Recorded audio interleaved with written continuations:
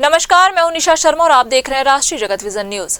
छत्तीसगढ़ में शासकीय अस्पतालों की पैथोलॉजी जांच का कार्य केंद्र सरकार की सार्वजनिक उपक्रम इकाई हिंदुस्तान लाइफ केयर लिमिटेड को सौंपे जाने के फैसले पर कांग्रेस ने कड़ा विरोध जताया है।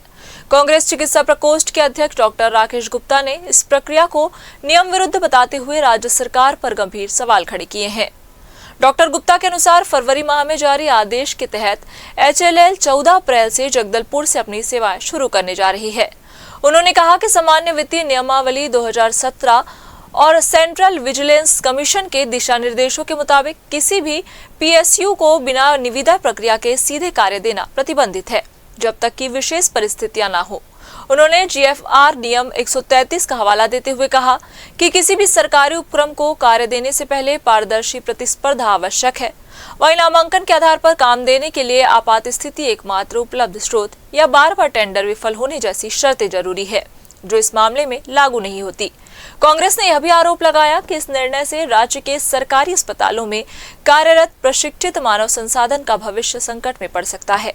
साथ ही पहले से मौजूद मशीनों और संसाधनों के उपयोग को लेकर भी कोई स्पष्ट योजना नहीं है।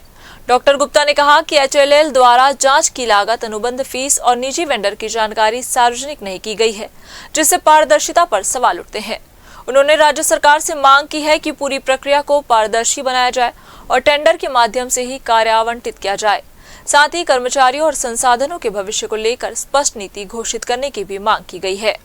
सर, बिना टेंडर की HLL को पैथोलॉजी का काम? देखिए, राज्य सरकार की तरफ से कहा जा रहा है कि सार्वजनिक उपक्रम है HLL और उसको सारी डायग्नोस्टिक सेवाएं दे दी गई हैं सरकारी अस्पतालों की, लेकिन जो सेंट्रल विजिलेंस कमिश्नर की रूलिंग्स हैं, जनरल फाइनेंशियल रूलिंग है केंद्र सरकार की, उसके अंतर्गत बगैर कंपटीशन के किसी को भी इस प्रकार काम देना वर्जित है। और जिस प्रकार से HLL ने दूसरी कंपनी को काम देने का, प्राइवेट कंपनी को काम देने का उपक्रम किया है, ये बताता है कि सीधा सीधा उल्टे तरफ से कान पकड़ के भ्रष्टाचार का खेल है। पूरी सरकारी सेवाएं किसी निजी कंपनी को दे देना बगैर गैप एनालिसिस के, बगैर वित्तीय अनुमान के।